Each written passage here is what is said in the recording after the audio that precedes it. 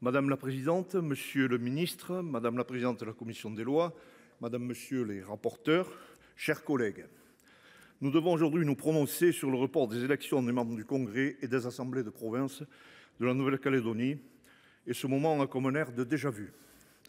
8 mois après avoir adopté le projet de loi organique visant à reporter ces élections, on pourrait aisément regretter d'en être au même point qu'en février 2024. Pourtant, rien ne serait plus éloigné de la réalité, car nous sommes loin, très loin de la situation précédente.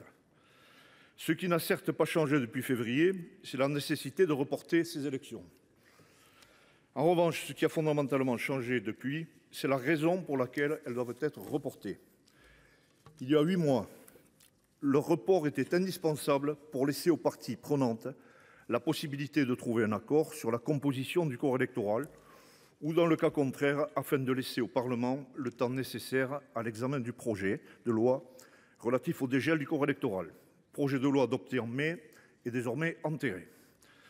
Aujourd'hui, la raison est tout autre et indiscutablement beaucoup plus dramatique.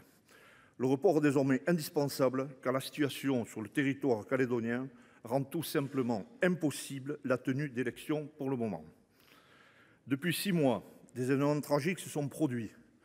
Tragique pour les Calédoniens, tragique pour la Nouvelle-Calédonie, et même si beaucoup de Français n'en ont malheureusement pas suffisamment conscience, tragique pour la France. Depuis le mois de mai, sur le Caillou, 13 personnes sont décédées et la situation sécuritaire est loin d'être apaisée.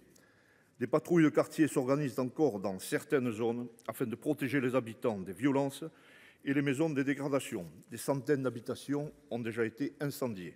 J'en profite pour rendre hommage aux forces de l'ordre qui font ce qu'elles peuvent. Plus de 700 entreprises ont été dégradées ou détruites et plus d'un millier d'autres en subissent les conséquences indirectes. Le chiffre d'affaires de celles qui n'ont pas été détruites s'est effondré et le chômage a explosé dans le territoire. Tout cela dans un contexte d'une crise de nickel sans précédent pour l'archipel. Les recettes fiscales et sociales des collectivités se sont écroulées, rendant impossible pour elles d'honorer leur rôle pour le versement de certaines prestations. De nombreuses infrastructures publiques ont été détruites ou gravement endommagées. Le montant global des dégâts est estimé à plus de 2 milliards d'euros. Une grande partie du personnel médical et soignant a quitté le territoire, déjà confronté de base à de grandes difficultés d'accès aux soins. Et le départ d'une partie de la population ne va pas s'arrêter. En un mot, la situation économique et sociale de la Nouvelle-Calédonie est catastrophique. Dans un tel contexte, comment imaginer la tenue d'élections ? Comment envisager de faire campagne alors que l'accès à certaines zones de l'archipel est toujours extrêmement difficile? La réponse est évidente.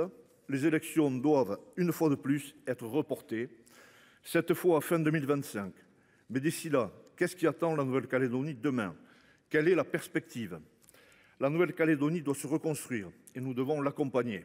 Nous ne pouvons pas laisser tomber nos concitoyens et ne devons pas les abandonner aux forces étrangères telles que l'Azerbaïdjan qui souffle sur les braises, dans ce territoire comme dans tous les outre-mer d'ailleurs. Afin que ce report soit utile, il faut que le gouvernement mette à profit ce temps supplémentaire sur les plans sécuritaires, économiques et politiques. Sécuritaire bien sûr, car le problème des émeutes du quartier de Saint-Louis doit être réglé définitivement. Et il faut mettre en place un dispositif permettant de garantir l'ouverture des routes et la bonne tenue du scrutin à venir, avec la présence d'observateurs de l'État dans tous les bureaux.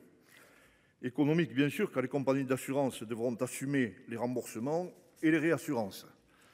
Politique aussi. Cherchons des solutions pragmatiques afin d'essayer de concilier les désaccords sans naïveté ni complaisance, notamment avec les leaders de la CCAT et tous ceux qui ont cassé, pillé et brûlé.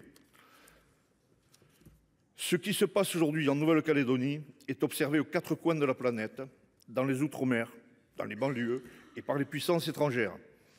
Sous peine de légitimer toutes les exactions commises, le gouvernement français ne doit faire preuve d'aucune faiblesse.